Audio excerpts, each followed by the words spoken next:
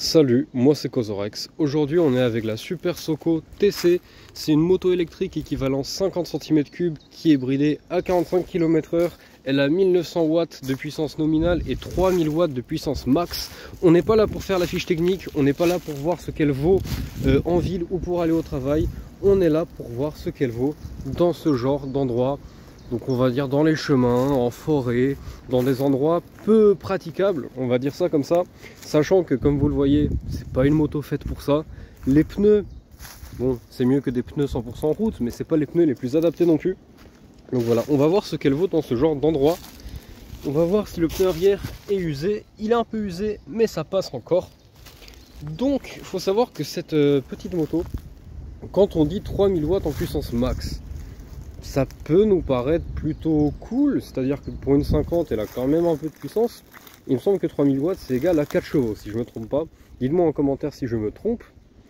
Mais il s'avère qu'en fait la puissance, certes au démarrage c'est vif parce que c'est une moto électrique, voilà le tableau de bord, mais en revanche certaines reprises, notamment au-delà de 35 km/h, je vous rappelle qu'elle est bridée à 45, certaines reprises au-delà de 35 sont vraiment compliquées. Ce qui est compliqué aussi, c'est que parfois quand on est dans certaines montées, c'est-à-dire que bon là ça descend un peu, à la vidéo on dirait pas trop mais ça descend un peu, si je venais dans l'autre sens de cette manière, bah elle monterait, et peut monter bien évidemment, mais elle aurait un peu de mal en fait. Donc ouais, je dirais que ça manque pas de puissance, mais que ça manque un peu de pêche, un peu de vivacité, vous voyez ce que je veux dire? Pourtant, comme je vous l'ai dit, l'électrique c'est connu pour être très coupleux et tout, mais en fait la puissance et le couple de cette moto sont vraiment répartis d'une manière assez progressive, ce qui offre vraiment un confort de conduite si on va à l'école ou au travail avec. Mais sauf que là, on parle pas de ça, on parle dans la forêt, dans les chemins, etc. Pour rester sur le même sujet, du coup, dans la forêt, ce qui est cool, c'est que c'est vraiment une moto haute. Bon, là je l'ai mis sur la béquille est à moitié enfoncée dans le sol. Mais c'est vraiment une moto haute, je sais pas elle a quoi comme garde au sol, mais c'est très très rare que je me retrouve à frotter légèrement le dessous. Ça m'est déjà arrivé bien sûr, mais c'est vraiment rare. Donc voilà, vous inquiétez pas, vous n'allez pas frotter, et même si vous frottez, vous n'allez pas faire, vous n'allez pas péter le carter d'huile, parce que c'est une moto électrique, et oui. Après l'électrique, toujours très controversé, surtout au sein, dans le monde de la moto. Dans le monde de la voiture aussi, mais surtout dans le monde de la moto, j'ai envie de vous dire, ça c'est un autre sujet, on n'en parle pas, chacun son avis. Si vous voulez mon avis personnel, actuellement j'ai une moto 125 thermique, donc forcément quand je passe sur une 50, c'est pas la même chose. Mais on va dire l'électrique c'est cool pour les petites balades, etc. Comme là, on est en après-midi, il y a un magnifique soleil, c'est toujours cool. Par contre, quand il s'agit de faire des trajets un peu plus longs, ou des mini road trips, je vous en parle même pas, bien sûr le thermique est vraiment à privilégier selon moi. Après peut-être qu'au fil des années ils vont réussir à faire des électriques plus performantes en termes d'autonomie notamment, mais surtout moins cher, parce que là l'électrique c'est vraiment peu abordable, même c'est même le cas aujourd'hui en 2025, parce que c'était le cas il y a quelques années lors de l'achat de cette moto, mais c'est toujours le cas aujourd'hui. Pour parler de l'autonomie de cette moto électrique, il faut savoir que neuve, elle est annoncée pour 60 km en mode 3. En mode 3 tu vas à 45 km/h. Quand elle est bridée bien sûr. Débridable, étape en petit 70 on va dire. Donc 60 km en réalité, quand elle était neuve, j'en faisais une cinquantaine. Maintenant, après 9120 je crois. Ah non, 9134 km, donc bientôt les 10 000. Honnêtement, elle dépasse difficilement les 30 km d'autonomie en mode 3. Et 30 km c'est rien. C'est peu. Et surtout dans ce genre d'endroit, parce qu'on est là pour parler de la forêt quand même. Regardez-moi cette belle forêt. C'est pas du tout la plus belle forêt du monde, hein, loin de là, ou la plus belle forêt de France. Mais juste les arbres, la végétation, c'est magnifique. Aimez la nature, aimez la forêt, c'est important.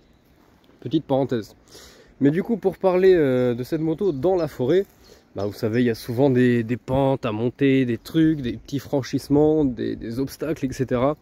Donc elle est beaucoup plus sollicitée en fait cette petite moto, et du coup elle aura du mal, ça va vraiment affecter sur, ça va jouer plutôt sur l'autonomie pardon, et on sera sur entre 20 et 25 km, donc c'est vraiment peu, c'est très très peu, 20-25 km en tout terrain, non mais en tout chemin on va dire, c'est vraiment peu. Après la batterie elle est fatiguée, elle n'a pas été comment dire ça, on n'en a pas toujours pris hyper soin, on va dire. Même si les premiers milliers de kilomètres, quand elle m'appartenait encore, j'en ai toujours pris soin, et de la moto et de la batterie. Mais maintenant, c'est plus forcément le cas, sachant qu'elle ne m'appartient plus depuis, je sais pas, peut-être 2 ans, je sais plus exactement. Petite parenthèse, le guidon a été changé suite à un accident, les poignées aussi, les cale-pieds aussi. Il y a ce petit truc qui a été rajouté pour éviter toutes les éclaboussures et tout sur cette petite grille. Il y a quoi d'autre qui a été changé? Je sais plus. Les pneus sont d'origine, je crois que c'est à peu près tout. Ces petits trucs là, ils ont été changés aussi. Après, je crois que c'est à peu près tout, comme je vous l'ai dit. Ce que je voulais vous dire, ce que je voulais rajouter, pour rester dans le thème de la vidéo, parce que là je m'éparpille un peu partout, c'est que les suspensions en fait de cette moto, si on va à l'avant, la fourche, c'est une fourche plutôt imposante, j'ai envie de vous dire. Elle me fait un peu penser à la fourche de la CB125R de chez Honda. Bon, on compare pas l'incomparable, mais elle me fait quand même un peu penser à ça. Mais par contre à l'arrière, regardez, c'est un mono amortisseur. C'est bien, j'ai envie de vous dire, mais il est quand même, hop, c'est un peu de saleté ici, il est quand même un peu dur. Je sais qu'il est réglable, donc il faudrait peut-être que je le fasse un peu plus souple, mais je sais que c'est un peu dur, par exemple quand il y a des racines par terre ou même des rochers, des petits cailloux, etc. Bah ça fait un peu mal aux fesses. À l'avant, la fourche supporte plutôt bien les chocs. Par exemple, si j'arrive à, je sais pas, 20 km/h et je roule là-dessus, ça devrait aller, mais on le ressent bien dans les bras. Voilà, c'est ça que je voulais dire, on le ressent bien, on ressent bien les chocs d'une manière générale. Après, j'ai envie de vous dire, c'est normal, la moto n'est vraiment pas faite pour ce genre d'endroit. Mais même si elle n'est pas du tout faite pour ce genre d'endroit, et ben elle passe. En fait, elle passe. Déjà, en vue de ses pneus d'origine, ils sont pas des pneus 100% route, regardez l'apparence. Et je sais de quoi je parle, parce que sur ma moto 125, bah, j'ai des pneus 100% route, et ils sont surtout beaucoup plus fins. Alors que ça, pour une 50, je dirais que c'est des pneus plutôt, pas larges, mais normaux, si on peut dire ça comme ça. Et oui, du coup, je disais que bah, même si la moto n'est pas faite pour ce genre d'endroit, et bah ça passe en vue des pneus, comme je vous l'ai dit.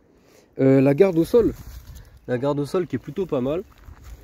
Et puis sa légèreté, c'est-à-dire qu'elle pèse dans les 80 kg de mémoire, un truc comme ça.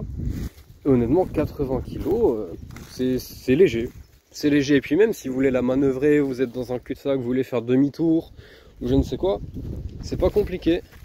Vous la prenez ici de cette manière, bien comme il faut, vous la tenez et vous manœuvrez. C'est vraiment léger, c'est pas compliqué. Sachant que le moteur est juste ici et la batterie est juste ici. Et vient comme ça à peu près, il me semble. Donc le poids est vraiment réparti à ce niveau-là parce que la batterie pèse plus de 20 kg à elle toute seule. Et le moteur à l'arrière, c'est un peu lourd, forcément ça reste un moteur électrique. Mais c'est pas si lourd que ça, donc on peut facilement la manœuvrer. Le garde-boue, je vais essayer de pas vous montrer la plaque, même si je l'ai caché avec les gants. Le garde-boue est plutôt pas mal, c'est-à-dire qu'on va vraiment pas avoir des éclaboussures qui vont venir dans notre dos. Désolé, il y a un peu de vent. Après, je pense que c'est à peu près tout. Les cale-pieds ont été changés, comme je vous l'ai dit. Je pense qu'on a à peu près fait le tour. Dites-moi si vous avez des questions dans les commentaires. Dites-moi surtout si vous avez apprécié ma vidéo. Dites-moi votre avis sur les motos électriques. Est-ce que vous aimez ou vous n'êtes pas trop fan? Ou peut-être que vous détestez carrément. Dites-moi tout ça en commentaire. J'espère que ma vidéo vous aura plu. C'était Cozorex. Salut!